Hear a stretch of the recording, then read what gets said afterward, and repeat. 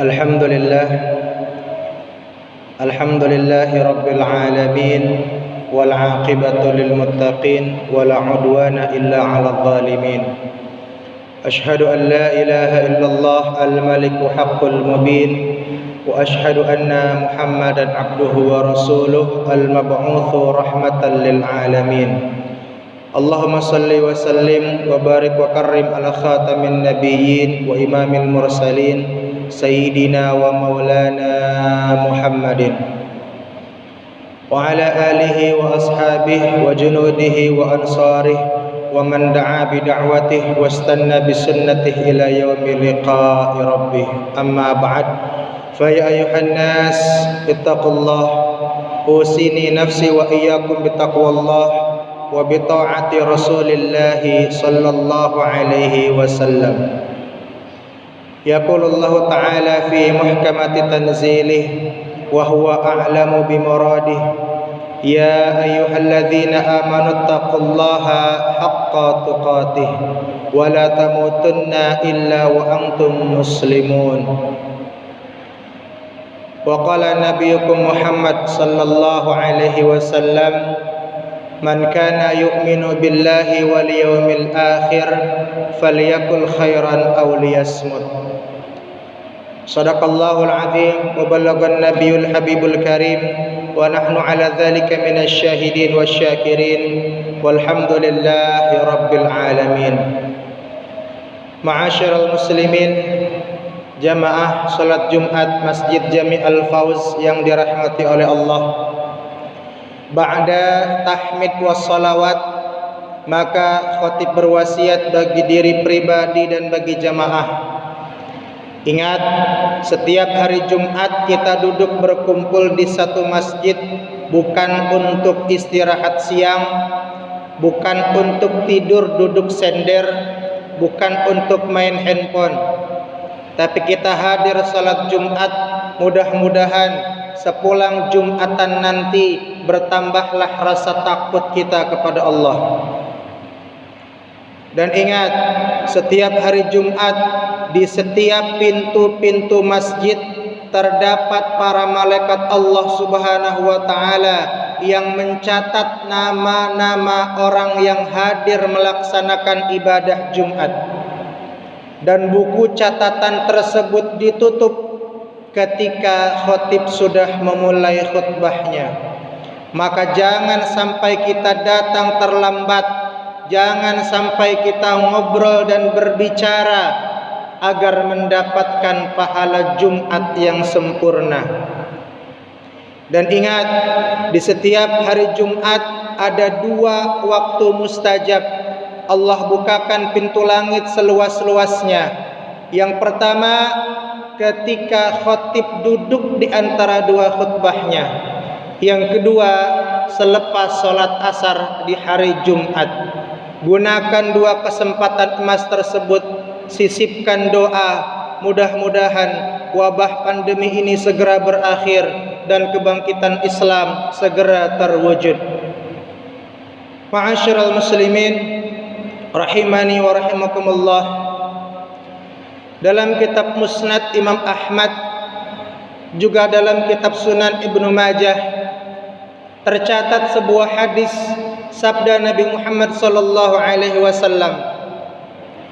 Hadis ini diriwayatkan dari sahabat mulia, yaitu Abu Ayyub Al-Ansari. Beliau adalah salah seorang sahabat senior, salah seorang sahabat utama Rasul sallallahu alaihi wasallam.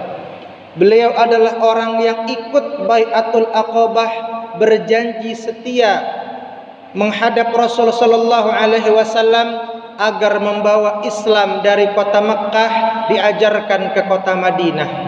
Dan beliau juga adalah orang yang menjamu Rasul sallallahu alaihi wasallam setibanya beliau alaihi salatu wasallam hijrah ke kota Madinah.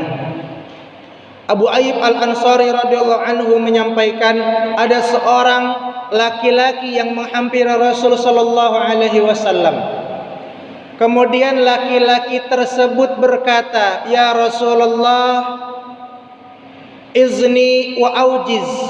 Wa fi riwayatin 'allimni wa aujiz. Ya Rasulullah, berikan saya nasihat yang pendek. Dalam riwayat lain, ya Rasulullah, berikan saya pengajaran yang ringkas, nasihat yang simpel. Maka Rasul sallallahu alaihi wasallam berwasiat sesuai dengan yang diminta, simpel, ringkas. Yang pertama, beliau alaihi salatu wasallam bernasihat, "Idza qumta fi salatika fasalli salatan muwaddi'."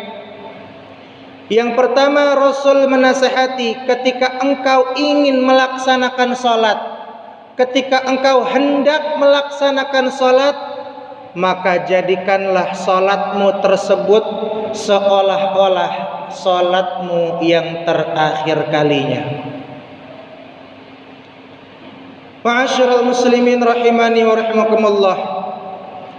Bayangkan Rasul menasihati kita semua agar setiap salat yang kita hendak laksanakan seolah-olah salat tersebut, ibadah tersebut adalah kesempatan terakhir dari Allah untuk kita menghadapnya.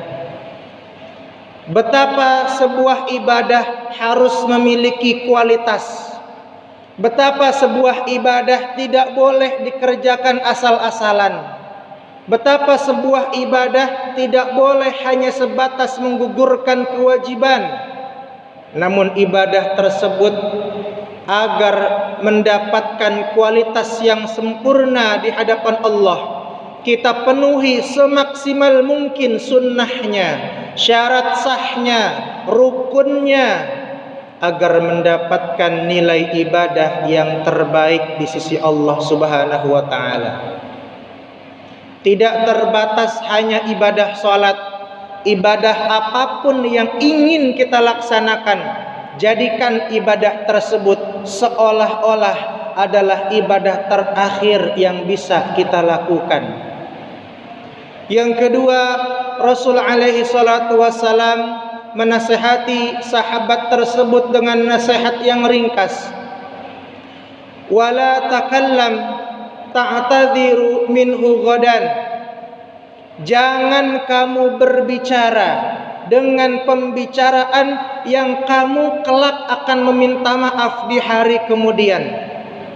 Jangan kamu berucap dengan ucapan yang kamu kelak akan memohon maaf pada hari kiamat. Apa maknanya? Betapa Rasulullah sallallahu alaihi wasallam menasihati agar kita menjaga lisan. Betapa pentingnya seorang muslim untuk mengendalikan lisannya, untuk menjaga ucapannya. Karena dalam peribahasa Arab disampaikan, al-lisan saghirul jirmi kabirul jurmi. Lisan itu adalah kecil bentuknya, tapi besar dampaknya.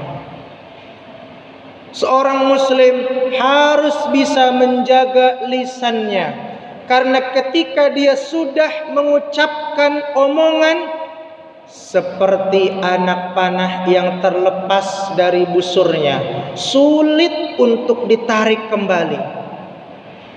Maka tidak semua ucapan harus kita sampaikan, tidak semua perasaan harus kita lontarkan. Seorang muslim yang baik harus menjaga lisannya. Ma'asyiral muslimin rahimani wa rahimakumullah.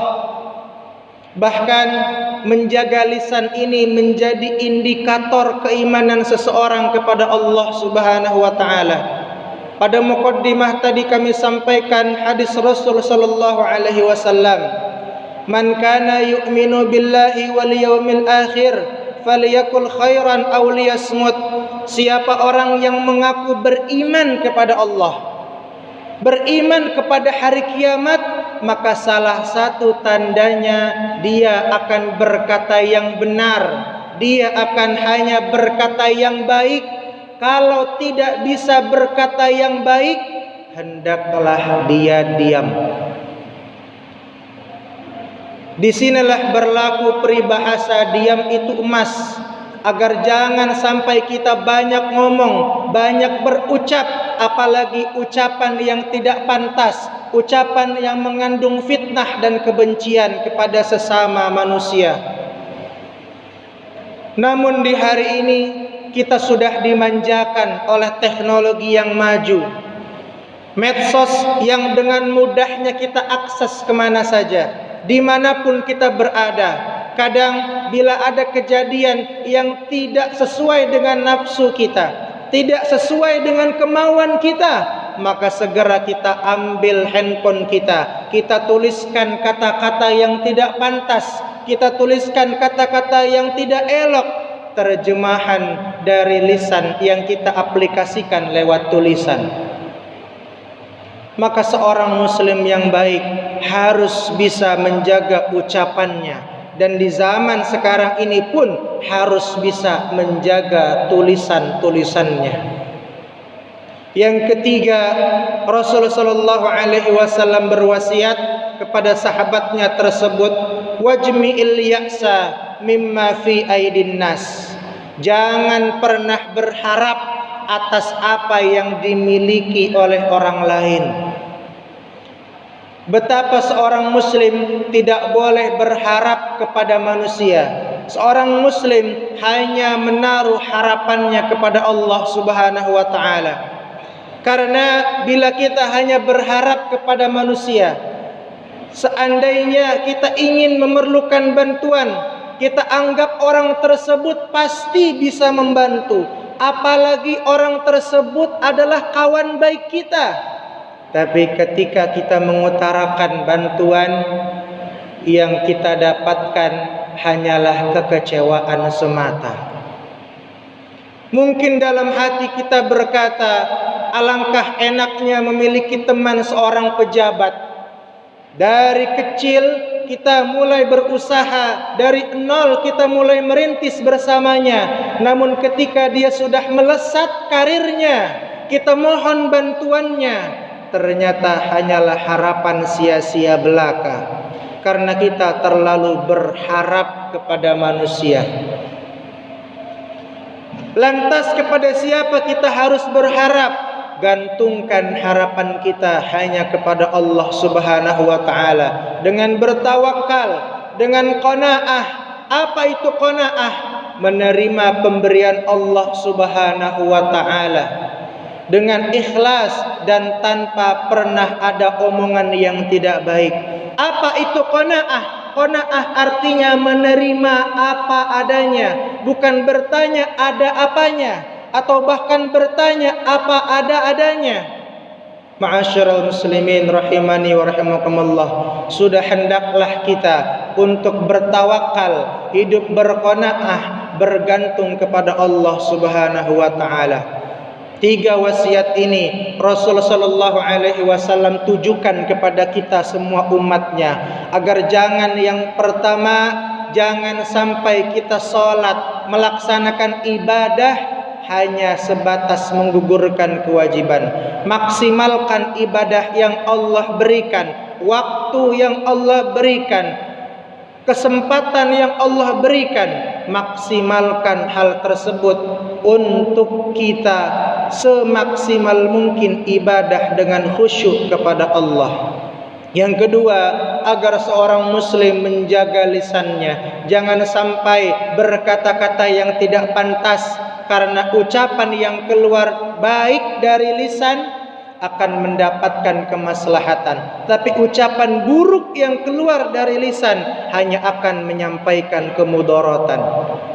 Dan yang ketiga, seorang muslim diperintahkan oleh Allah Subhanahu wa taala untuk menggantungkan harapannya, bertawakal hanya kepada Allah. Siapa orang yang bertawakal kepada Allah, akan Allah cukupi kebutuhannya. Siapa orang yang bertawakal kepada Allah, Allah tidak akan pernah mengecewakannya.